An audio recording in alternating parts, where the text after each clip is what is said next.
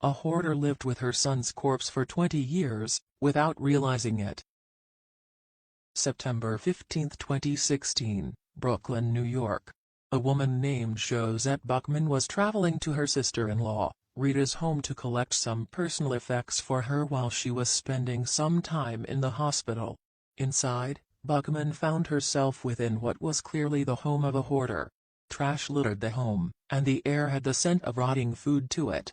We can't say why she was drawn to the attic bedroom, but we do know what she found there.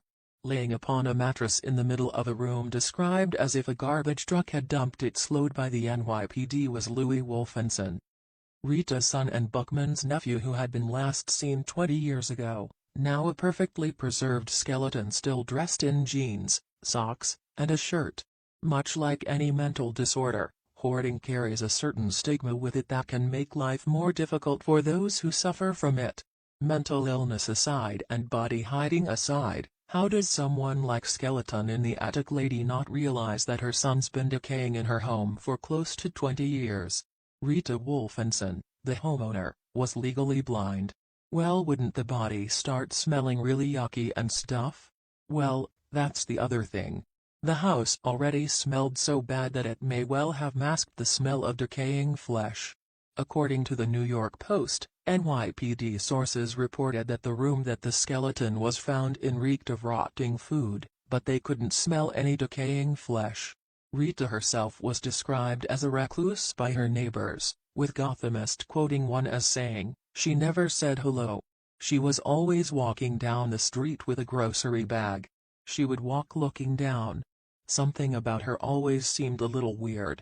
When questioned about her son by police, she seemed to be under the impression that he had moved out years ago.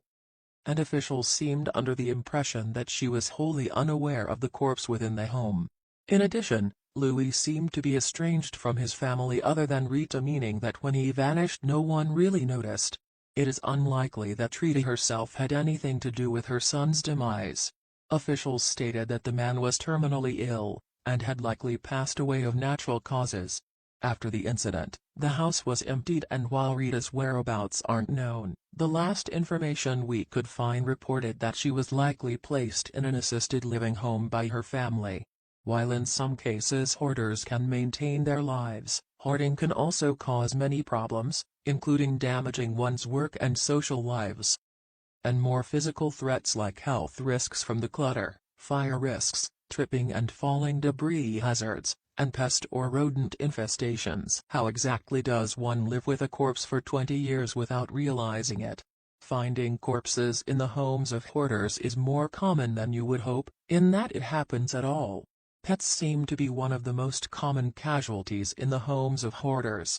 According to Tamara and Jeremy Bender, a couple who run a business cleaning the homes of hoarders, in one house they found 60 cats, 19 of which were corpses. Another similar business run out of Australia by Chris Burgess, found a mummified dog in one Sydney area home he was cleaning. And it doesn't end with animals. July 2017, a Sydney man by the name of Bruce Roberts had been noted as missing his usual grocery trips by staff at his local store. Concerned, they contacted the authorities. He was found to have passed away from natural causes in his home, among piles of the garbage he'd kept inside. A year after his demise, the executor of Roberts' estate sent cleaners to ready the property for sale in June 2018. While clearing the building out, they discovered something straight from a nightmare among the piles of trash.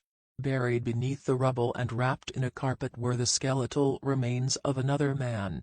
It seems that the remains had been placed there as long as 8 years prior. While we can't know for certain what happened, we can piece some things together. Thankfully, there are already a few leads here. First, the skeletal remains belong to one Shane Snellman, who was known to local police for low-level offenses like selling substances and breaking and entering. Second, we have a statement by one of Roberts' then neighbors that he became increasingly paranoid about security in the years leading up to his demise. Local police believe that Snellman was breaking into the home when he encountered Roberts, resulting in a scuffle that ended with Snellman's demise. According to the Mayo Clinic, Hoarding disorder can also be described as a difficulty in parting with possessions, to the degree that the thought of it can cause distress. While they may not want to live with so many items, they don't necessarily see a problem with it. While hoarding disorder can begin as early as teenage years, the average age for someone seeking treatment is around 50, according to the International OCD Foundation. It is also noted that hoarding disorder is viewed as a form of obsessive-compulsive disorder, and that 1 in 5 hoarders display other OCD symptoms.